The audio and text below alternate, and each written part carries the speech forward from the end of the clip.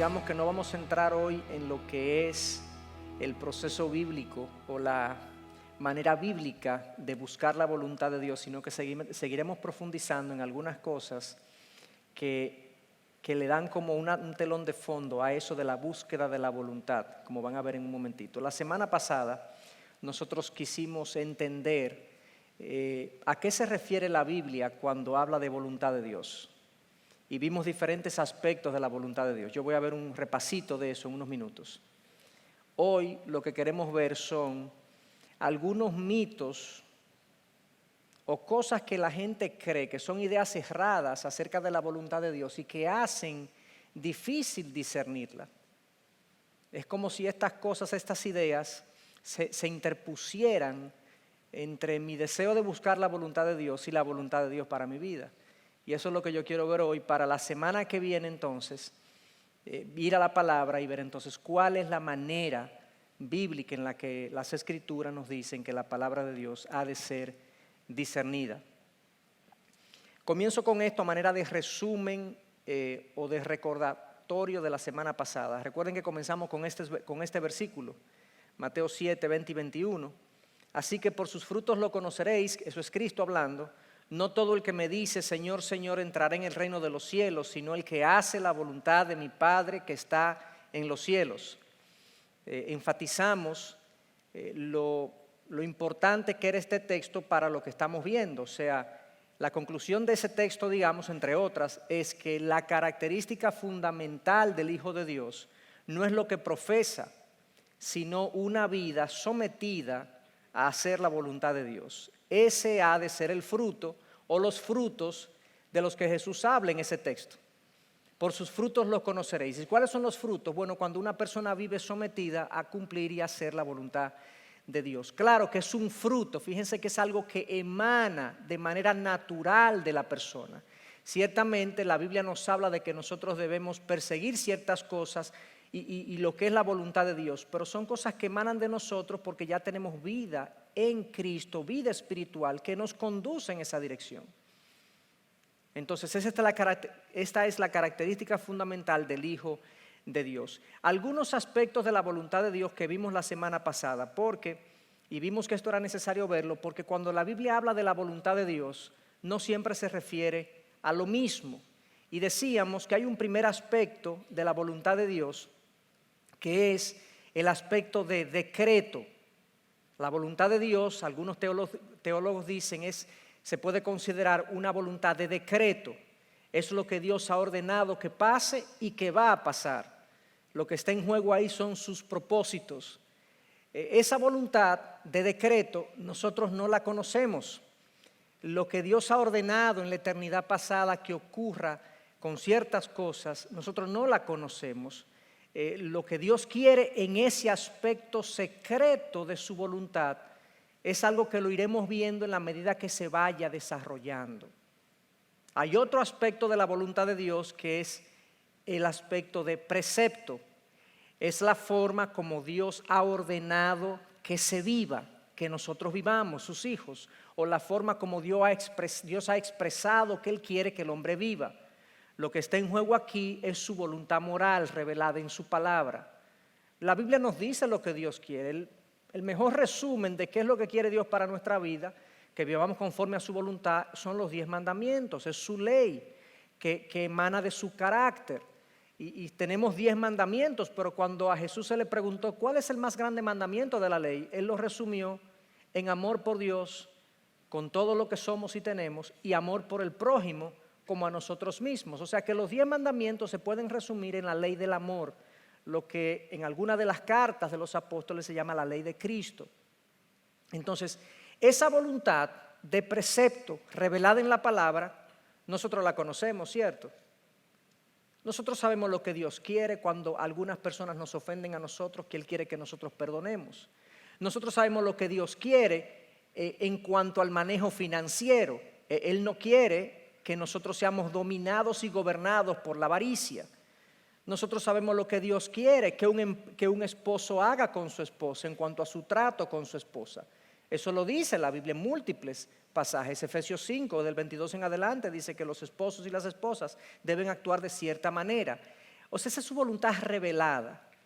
Y es entonces relativamente sencillo conocer lo que Dios quiere en ese sentido de precepto. Y por último está la voluntad de dirección. Es lo que Dios quiere ante distintas opciones moralmente neutras a nuestros ojos. Aquí lo que está en juego es lo bueno y lo mejor, lo edificante o no edificante. Por ejemplo, un joven sale del colegio y va a decidir qué estudiar, y puede estudiar economía o puede estudiar ingeniería, o medicina, o odontología, o diseño arquitectónico. La ingeniería no es más santa que la economía, ni lo es más que la medicina, ni lo es más que... ¿Cómo decidimos nosotros cuál es la voluntad de Dios específica en esos casos? Son cosas que no tenemos instrucciones particulares en la Biblia para eso. ¿Y cómo entonces nosotros aconsejaríamos a una persona que decida una carrera? Bueno, eso es lo que estamos tratando de ver en este curso. ¿Cómo es que yo discierno esta voluntad de Dios para mi vida? Cuando yo tengo también diferentes opciones al momento de casarme, no al momento de casarme, pero al momento de iniciar una relación, y digo, ¿quién será la persona que me conviene para yo iniciar una relación de noviazgo y un eventual matrimonio? Pueden haber personas igualmente piadosas, con ciertas características, y bueno, tengo que discernir ahí. Fíjense que ahí lo que está en juego no es que esto es bueno y esto es malo, sino que esto es bueno, pero hay algo que es mejor, que es lo que Dios quiere para mí. Y eso es lo que queremos discernir. Entonces, el resumen de eso, lo vimos la semana pasada, es que la voluntad de Dios tiene estos aspectos de decreto, que es secreto, que Él lo conoce, de precepto, que lo tenemos revelado en su palabra, y de dirección, que son cosas que discernimos en la medida que nosotros caminamos con Dios. Es mucho más fácil discernir qué Dios quiere para mí mientras más abracemos la voluntad revelada de Dios. Eso es lo que dice Romanos 12, 1 y 2. Que nos entreguemos como sacrificio vivo y santo a Dios, que es bueno nuestro culto racional, para que comprobéis cuál es la voluntad de Dios, lo que es bueno, agradable y perfecto. O sea, si yo me entrego a Dios completamente, obedeciéndole y sometido a su voluntad revelada, para mí va a ser relativamente fácil discernir su voluntad específica. A veces la confusión de nosotros de qué es lo que Dios quiere es porque no estamos lo suficientemente llenos de su voluntad revelada. No pensamos como Dios. No pensamos como Dios. Y como no pensamos como Dios, en un momento dado de nuestra vida, donde tenemos dos cosas que son moralmente neutras, decimos, ¿cómo hago esto? ¿Qué decido? Y la semana que viene vamos a profundizar entonces cómo es que podemos crecer en el conocimiento de su voluntad revelada de tal forma que su voluntad directiva sea mucho más natural en nuestras vidas. Decíamos ya, y con esto concluyo prácticamente el resumen de la semana pasada, porque es muy importante sobre esta base que yo voy a construir el tema de hoy.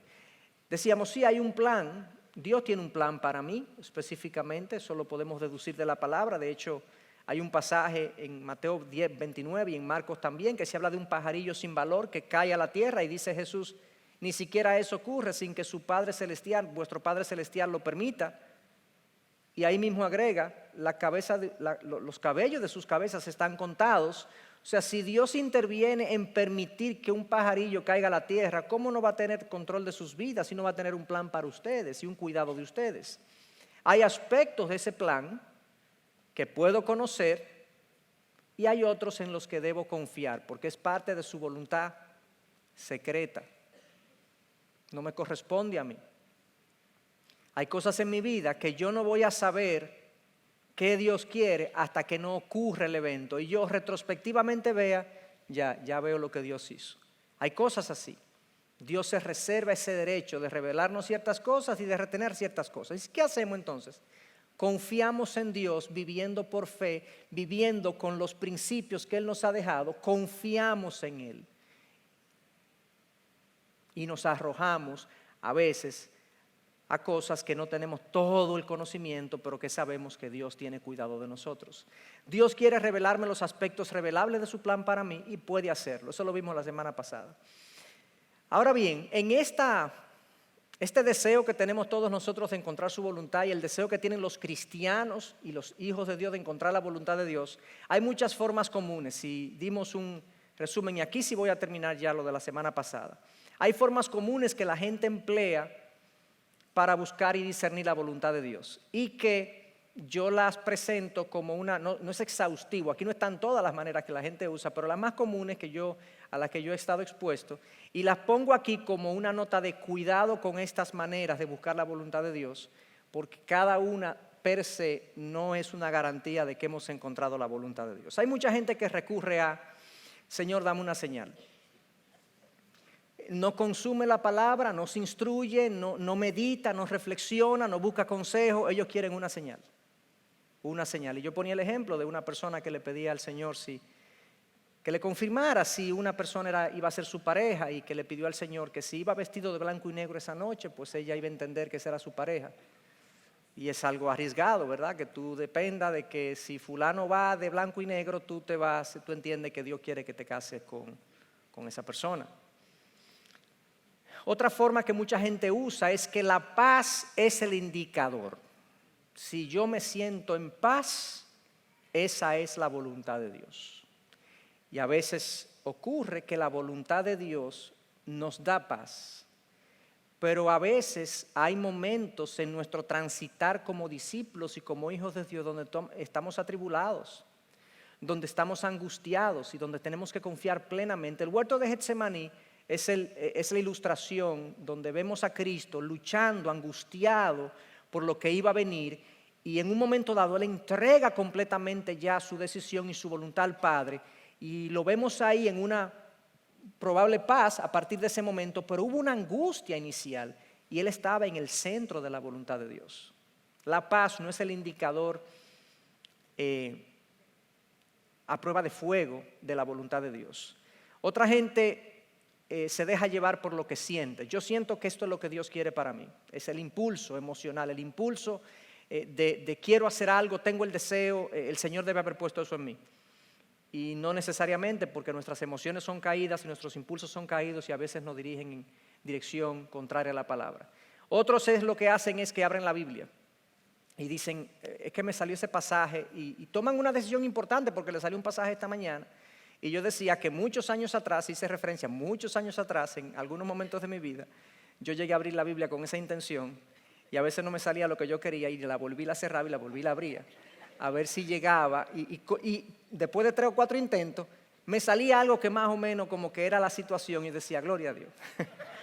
Pero no, realmente no puedo confiar en eso, no puedo confiar en eso. Algunos ya en otros contextos cristianos buscan una declaración profética, que alguien le diga lo que va a pasar, que alguien le diga lo que va a ser su vida. Y por último, eso sí yo lo he oído mucho. Me soñé, pastor. Me soñé anoche con tal cosa y Dios ha usado eso en la Biblia, pero yo no digo que Dios no lo pueda usar, Dios lo puede usar, pero fíjate, todos los sueños que la Biblia relata de formas en las que Dios reveló su voluntad, primero, esta gente no tenía la palabra de Dios en sus manos, no tenía la Biblia en su poder, primero. Segundo, casi siempre estos sueños tenían que ver con planes cósmicos de Dios. Daniel se soñó y era el cambio de reinos, de civilizaciones, Persia, Babilonia, y se soñó algo, ¿verdad? Y José se soñó acerca del Mesías, y vemos sueños que Dios lo usaba, pero para cosas extremadamente pesadas. Si Dios te revela algo por sueño, confírmalo de diferentes maneras. Bueno, eso fue lo que vimos la semana pasada. Yo quisiera hoy entrar en lo que he denominado algunas maneras mitológicas de buscar la voluntad de Dios y de esperar que Él nos hable. ¿Dios realmente guía? Esa es una pregunta que nos tenemos que hacer. ¿Dios realmente guía? Dice este autor, Oswald Sanders, no sería raro que a quien el Señor Jesús nos enseñó a llamar Padre no diera una dirección detallada a sus hijos que se la pidieran. La implicación es inherente a la propia idea de paternidad. El Padre guía, o sea, los padres, la figura de Padre en la palabra, y Dios es el Padre de padres, es que el Padre guía Es cabeza del hogar, cabeza de la pareja, cabeza de sus hijos también junto con su esposa. La idea de paternidad contiene inherente, intrínsecamente, el concepto de que sí, el Padre guía, y el Padre nuestro, que está en los cielos, es un Padre que guía a sus hijos.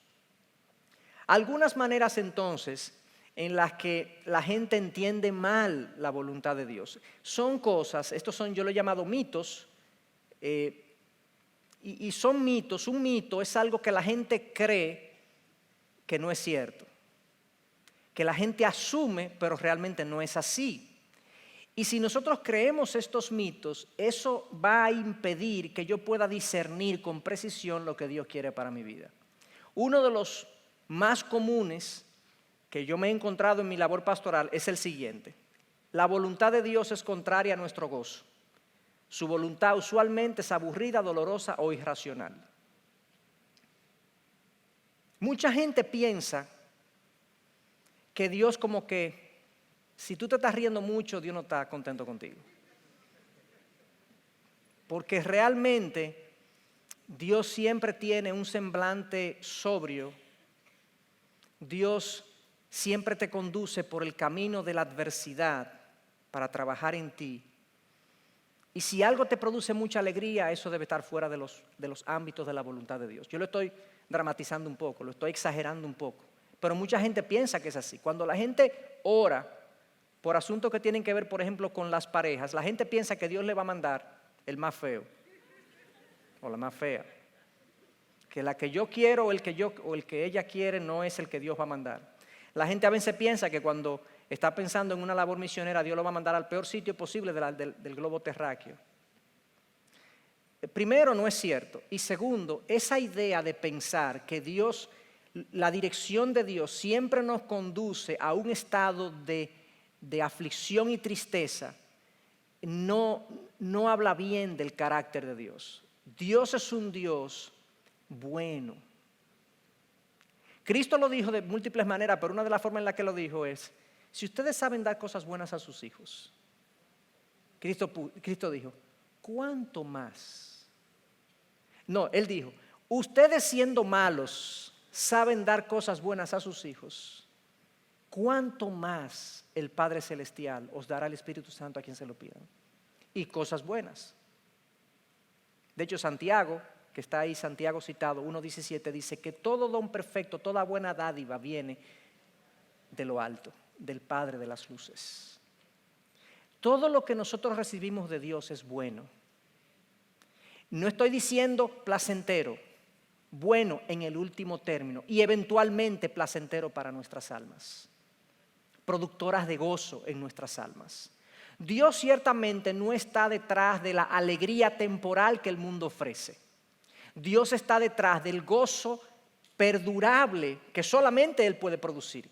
Y muchas veces ese gozo perdurable requiere la entrega de ciertas alegrías temporales. Pero la promesa es que hay un gozo perdurable más adelante.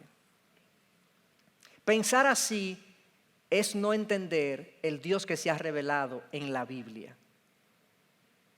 Yo pienso en mis hijos y yo entiendo ese pasaje tan claramente. Si yo siendo malo, sí, yo soy malo. Yo tengo deseos malos, yo tengo intenciones malas, la ira se me sale de mis manos en algunas ocasiones. Y yo tengo resentimientos que se albergan en mi corazón y que tengo que lidiar con ellos en ocasiones. Y hasta mis propios hijos me irritan de una manera que es pecaminosa a veces delante de la santidad de Dios. Y cuando un hijo mío me pide algo, me busca, me requiere, honestamente, en general, hermanos, yo acudo a atender su solicitud. Yo tengo que multiplicar eso por 1,000,000. ¿Qué es 1,000,000? Es un número no multiplicable. Dios es mucho más que eso. Con mucho más favor y gracia Dios concede. Dios atiende, Dios se ocupa de nosotros. ¿Cómo vamos a pensar que la voluntad de Dios implica algo malo para nosotros? Romanos 12:2 dice que es buena, agradable y perfecta. Y la selección de palabras de buena, agradable y perfecta es muy especial. Es buena en el sentido de moralmente buena. Es buena, es santa. Es agradable en el sentido de placentera, produce gozo. Es perfecta porque no se le puede quitar ni añadir nada. Tiene los tres aspectos, es inmejorable. En otras palabras, la voluntad de Dios es inmejorable. Pensar entonces, cuando estamos en medio de una disyuntiva, es que seguramente lo que Dios quiere es esto, que esto es lo más complicado, lo más enredado, lo más cosas, porque Él está trabajando en mí. Y es cierto que está trabajando en nosotros. Y a veces eso es lo que Él quiere, pero no siempre. Es un mito pensar que es así. Y eso tenemos que desecharlo y comenzar a pensar en Dios como el Padre amante que está pendiente de nuestras necesidades y que de Él proviene todo lo bueno, según Santiago 1:17. Ese es el primer mito que nosotros tenemos que descartar. Segundo mito. Hay mucha gente que piensa de esta manera. Ay de nosotros si nos equivocamos. El fuete de Dios sobre nosotros. Nosotros pensamos que Dios tiene algo que nosotros queremos, Dios quiere algo, que nosotros hagamos algo. Y hay una ansiedad en nosotros que, ¿y si yo me equivoco? ¿Y si yo no hago eso? Lo que Dios quiere. Y yo he hablado con personas que experimentan un tipo de ansiedad de sentirse fuera de lo que Dios quiere para su vida. Como si Dios estuviera literalmente ansioso porque tú te equivoques para literalmente disciplinarte de manera dura. Y eso no es así. De hecho, aún mis equivocaciones son parte del plan de Dios, de su voluntad secreta, aún mis equivocaciones. Dios anticipa mis equivocaciones y en su gracia las usa para mi bien. Increíble. Imagínense una madre que va a viajar en un avión o va a viajar en una guagua a Santiago, va en un avión a Estados Unidos y tiene un niño de 3 meses, ¿verdad? Esa mamá sabe que ese niño va a ser de las suyas en el viaje, ¿verdad? Él se va a hacer de todo. Él se va a entollar, él se va a ensuciar. ¿Qué hace la mamá? La mamá se anticipa. La mamá le pone wipes, la mamá le pone manitas limpias, la mamá pone pampers, la mamá le pone polvo talco, aceite Baby Johnson, Desitin para cuando se irrite. Se fijan que yo conozco la cosa. Imagínense que el niño pudiera pensar, y el niño se siente sucio, se siente mojado, y está pensando él, oye, ¿tú sabes lo que es eso? Yo no sé para qué mami me llevó por este viaje, porque ella, mira, aquí yo estoy todo sucio. Y la mamá dice, mi hijo, pero yo sé que tú te vas a entollar. Yo tengo todo aquí lo que necesitas para reparar tu condición. Eso es lo que Dios hace. Si nosotros, no es que nos equivoquemos y que Dios va a poner Desitin, no, es que no temamos. El perfecto amor echa fuera todo temor. Si yo sé cómo Dios me ama, si yo sé cómo Dios vela por mí, sí, yo no me quiero equivocar porque yo lo amo y Él me ama. Yo no me quiero equivocar, pero el día que yo me equivoque, en su gracia y en su amor, Él me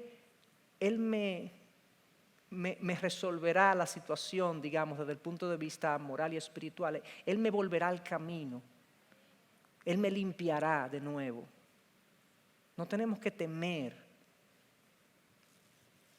Pero tratemos de no equivocarnos porque verdaderamente el tipo de Dios que tenemos es un Dios digno de nuestra más precisa obediencia. Sería un mito pensar que si me equivoco Dios me rompe. Ese no es el Dios de la Biblia. Ese no es el Dios de la Biblia. Estas cosas, si las pensamos, si pensamos así, con estos mitos detrás en nuestra relación con Dios, dificultan el discernir su voluntad. Y vemos a Dios donde no está. Y no lo vemos donde sí está. Y nos perdemos y nos confundimos. Ya esto lo mencioné, pero quería traerlo de nuevo porque muchos suponen que esa es la prueba de fuego acerca de la voluntad de Dios. Y esto supone que la norma para Dios revelarse es por impresiones en la mente y en el corazón. Implica que mi corazón o mi intuición siempre está alineada con la dirección de Dios. ¿Tú crees que tu intuición está siempre alineada con la voluntad de Dios? Yo no creo que mi intuición está siempre alineada con la voluntad de Dios. Yo quisiera, pero no siempre.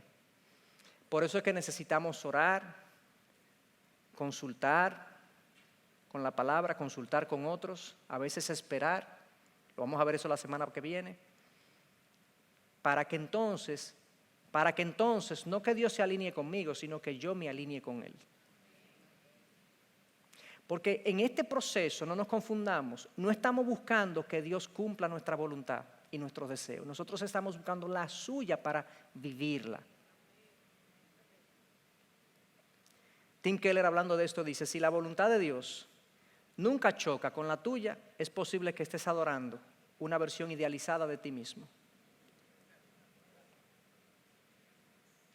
O sea, la voluntad de Dios no siempre va a estar de acuerdo contigo. Y a veces entonces, cuando lo que Dios quiere está en contra de lo que yo quiero, ahí comienza una resistencia humana, la rebeldía que reposa en el corazón. ¿Y cómo va a ser? Y comenzamos entonces, pasajes que entendíamos perfectamente, ahora como que, ¿usted cree, pastor, que eso es lo que quiere decir eso? ¿Y en qué contexto está ese pasaje? Somos exegetas ahora. Una cosa que lo entendíamos clarísimo ahora, pero seguro, porque hay otras posiciones. Cuando lo que Dios nos ha revelado choca con mi voluntad, su idea prevalece y se supone que se impone a la mía. Él es Dios y no yo.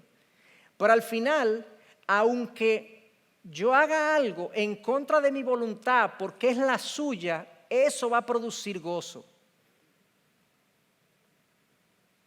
Eso va a producir gozo.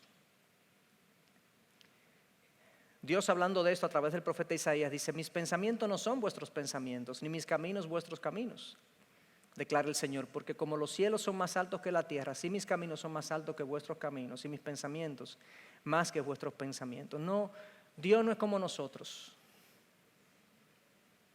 Dios no solamente es absolutamente diferente a nosotros, Dios es gloriosamente diferente a nosotros. Dios es gloriosamente diferente a nosotros. Porque si pensamos, es que Dios piensa diferente a mí. No, es que su pensamiento es siempre superior al nuestro en todos los sentidos. Por eso es que Él quiere ser confiado, por eso es que Él quiere que nosotros esperemos en Él, que nos refugiemos en Él, que sigamos su voluntad, porque Él sabe, Él entiende. Él me conoce más que lo que yo me conozco a mí mismo. Él sabe lo que yo necesito. Su voluntad es confiable. Aún nosotros no estemos de acuerdo con ella. Siempre. Y en la medida que digo esto, hacia donde nos estamos conduciendo es hacia lo que la semana que viene vamos a ver. Y es qué se requiere, qué requiere un corazón para encontrar la voluntad de Dios. Pero avanzo algo, y es que el principal obstáculo para discernir la voluntad de Dios y discernir sus propósitos en nuestra vida no es la falta de conocimiento, es la rebelión en el corazón. Es mi deseo de hacer lo que yo quiero y lo que yo entiendo. Es que mi interpretación de la vida se opone a la de Dios. Y yo creo otras cosas. Y yo quiero que eso sea lo que se lleve a cabo. Eso es lo que ocurre si profundizamos cuando estamos confundidos con la voluntad de Dios. En muchas ocasiones, no en todos los casos, porque a veces es desconocimiento. Seguimos con los mitos. Un mito muy común. Puerta abierta es un sí de Dios. La idea detrás de esto es que si Dios está en esto, todo se facilita. ¿Ustedes no han sentido que es así en ocasiones? ¿No han escuchado personas que es así? ¿Que entienden que es así? Y lo contrario también se piensa, que puerta cerrada es un no de Dios. Si Dios rechaza, todo se dificulta. Eso no es cierto. El mejor ejemplo, el más contundente ejemplo de que eso no es así, es lo que pasó con Jesús. La cruz.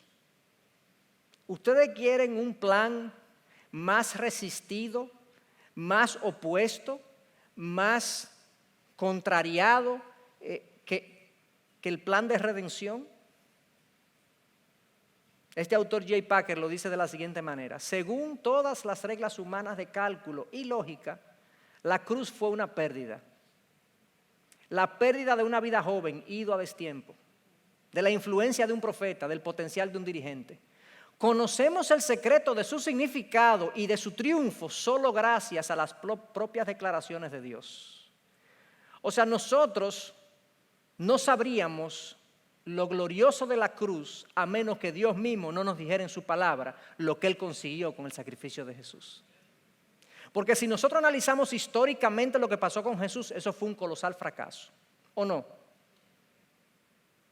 Jesús murió en la flor de su juventud, en las cúspides de su popularidad. Murió de una manera vergonzosa, dolorosa. Y su secta, como muchos le llamaban, fue perseguida por años y años después de ahí. ¿Qué llamaríamos nosotros a eso? ¿Una puerta cerrada? ¿Un impedimento en el plan de Dios? Cuando más adelante, Hechos capítulo 4, versículo 38 nos dice que todo eso, todo lo que ocurrió con Jesús, ocurrió según el plan predeterminado de Dios. Dificultades y puertas cerradas no son indicación de que Dios está rechazando algo. Y facilidades y aperturas no son indicación de que Dios está aprobando algo. De hecho, a veces lo contrario es cierto. Satanás abre puertas y cierra puertas también. Y la palabra nos dice que todos los que quieren vivir piadosamente para Cristo serán perseguidos. O sea, si tú quieres vivir una vida piadosa en este mundo, tú vas a tener problemas. La gente se te va a oponer a lo que tú quieres hacer. Y no podemos ir donde Dios. Pero yo no entiendo. Yo quiero vivir para ti, Señor. ¿Y qué es lo que pasa? Pues abre el mar. ¿No es eso lo que tú haces? ¿No es que cuando nosotros estamos caminando tu sendero, tú abres los mares y le mandas fuego a nuestros enemigos? Bueno, hay algunas historias así en la Biblia, pero esa no es la norma del pueblo de Dios a lo largo de la palabra. No. Entonces, cuando vivimos piadosamente para Cristo, queremos vivir una vida que le honre, al contrario, deberíamos anticiparnos a la oposición y a la dificultad y al rechazo, porque este es un mundo caído donde gobierna el príncipe de las tinieblas, bajo la voluntad permisiva decretada de Dios. Sí, eso es así. Entonces, no pensemos que puertas abiertas son aprobación y puertas cerradas son rechazo. Número 6. Dios nos mostrará claramente, algunos piensan que es así, Dios nos mostrará claramente su voluntad específica de manera anticipada. Algunos piensan que Dios lo va a hacer así, que Dios le va a decir específicamente lo que Él quiere. Queremos que Dios nos diga en lugar de que Dios nos conduzca. Señor, dime. Y Él te dice, ve, anda. Haz lo que yo te digo que hagas, vive como yo quiero que tú quieras y tú vas a llegar. En un momento dado, y yo quiero usar esto como ilustración de este principio, Jesús en Juan 14 está con sus discípulos anunciándole su muerte. Y ellos están atribulados y Él les dice, no se angustie vuestro corazón, no se turbe vuestro corazón, confiad en Dios, confiad en mí. En la casa de mi Padre muchas moradas hay. Un poquito más adelante, o sea, Juan 14, 6, un poquito más adelante, Él le dice que conocéis el camino a donde voy. Y un discípulo le dice, Señor, ¿cómo que conocemos el camino si nosotros no sabemos dónde tú vas? Y ahí es que Jesús responde, yo soy el camino, la verdad y la vida. Nadie va al Padre si no es por mí. La voluntad de Dios es como eso. O sea, siguiendo a Jesús, nosotros vamos a terminar en un destino. Yo no sé dónde es, dónde reposa el reino de Dios, dónde reposa el paraíso. Yo lo único que sé es que yo camino las pisadas de Jesús. Yo pongo mi fe en su sacrificio redentor, me arrepiento de mis pecados porque ese fue su mensaje y me someto a su señorío en mi vida. Ese es el camino. ¿Y dónde tú vas a llegar, Chacho? Yo no sé. O sea, el paraíso, pero yo no sé dónde está. Yo camino ese camino. La voluntad de Dios se encuentra de esa manera. Yo me acoplo al señorío de Dios en los diferentes aspectos de mi vida y Él me conducirá al destino que Él quiere, pero a veces yo no sé dónde es. A veces con más frecuencia me voy a dar cuenta, pero wow, mira todo lo que Dios hizo. Mira dónde yo estoy. A veces lo entendemos retrospectivamente, pero no anticipadamente. Entonces, ¿y cómo entonces nos movemos en la vida? Nos movemos por fe, hermanos.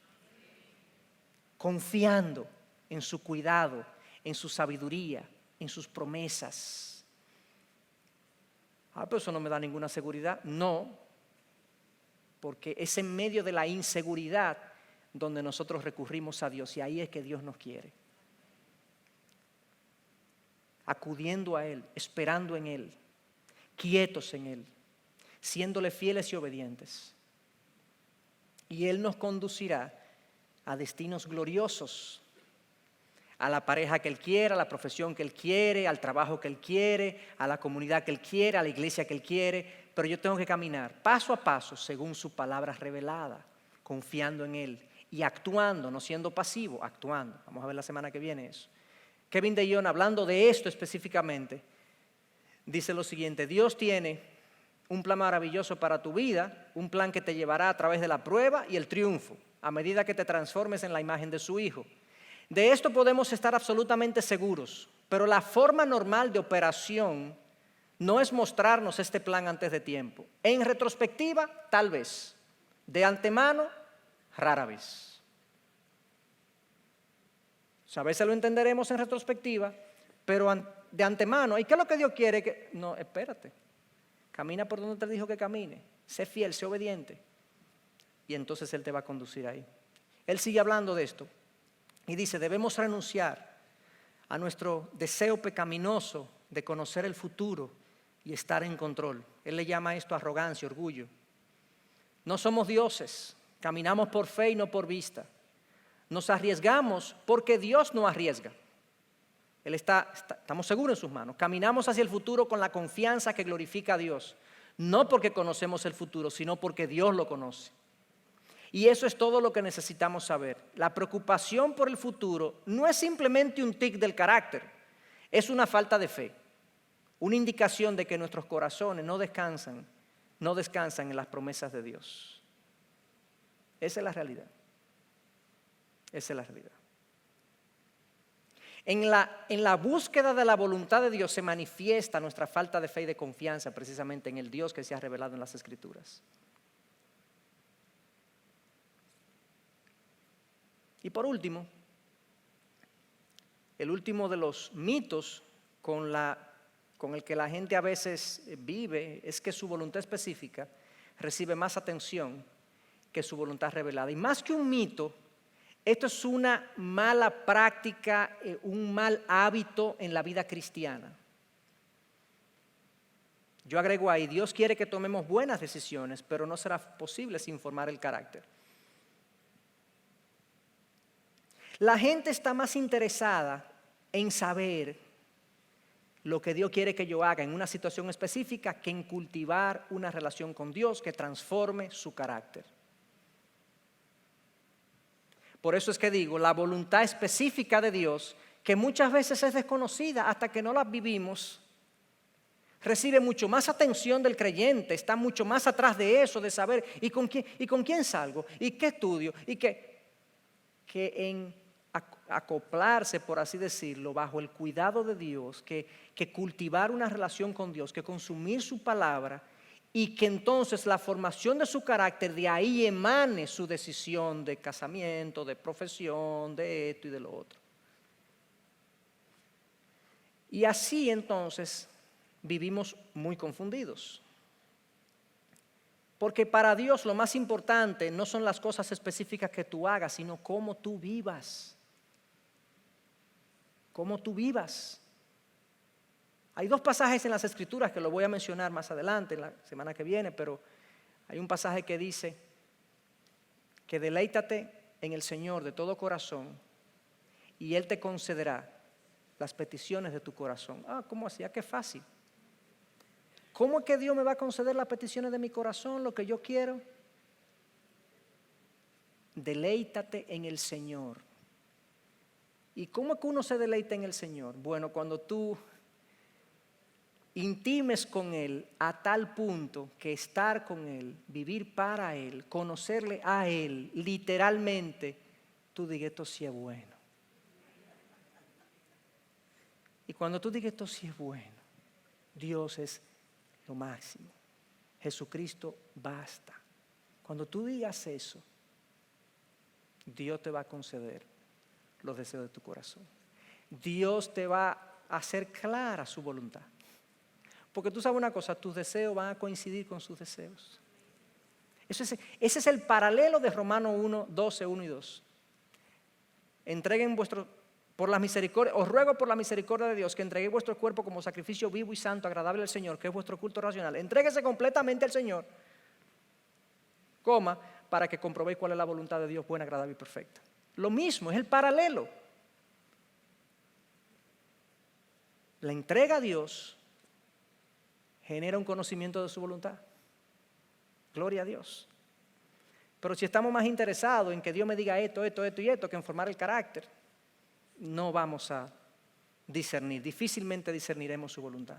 Los temas más importantes, y esto es algo que agrega de John en este sentido, que acabo de decir, los temas más importantes para Dios son la pureza moral, la fidelidad teológica, la compasión, el gozo, nuestro testimonio, la fidelidad, la hospitalidad, el amor, la adoración y la fe. Esas son sus grandes preocupaciones en la palabra. El problema es que tendemos a centrar la mayor parte de nuestra atención en todo lo demás. Nos obsesionamos con las cosas que Dios no ha mencionado y que puede que nunca las mencione, mientras que en contraste dedicamos poco tiempo a todas las cosas que Dios ya nos ha revelado en su palabra. Es un tema, ¿verdad? Se nos hace difícil, complicado encontrar a Dios, encontrar su voluntad. Cuando tú conoces muy bien una persona, quiero hacer esta analogía para aplicarla a Dios. Cuando tú conoces muy bien una persona y vienen y te dicen algo de esa persona, a veces tú dices, no puede ser. Eso no es verdad que fulano hizo eso.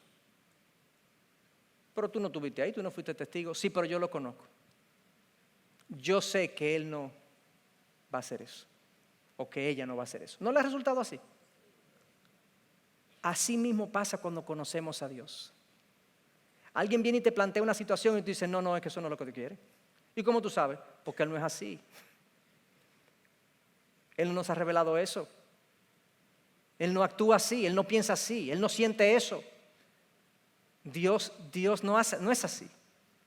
¿Se fijan cómo el conocimiento de Dios nos lleva inmediatamente a una claridad acerca de algunos aspectos de su voluntad? Yo con ello no digo que nosotros podemos llegar siempre a conocer todo lo que Dios quiere en todo momento.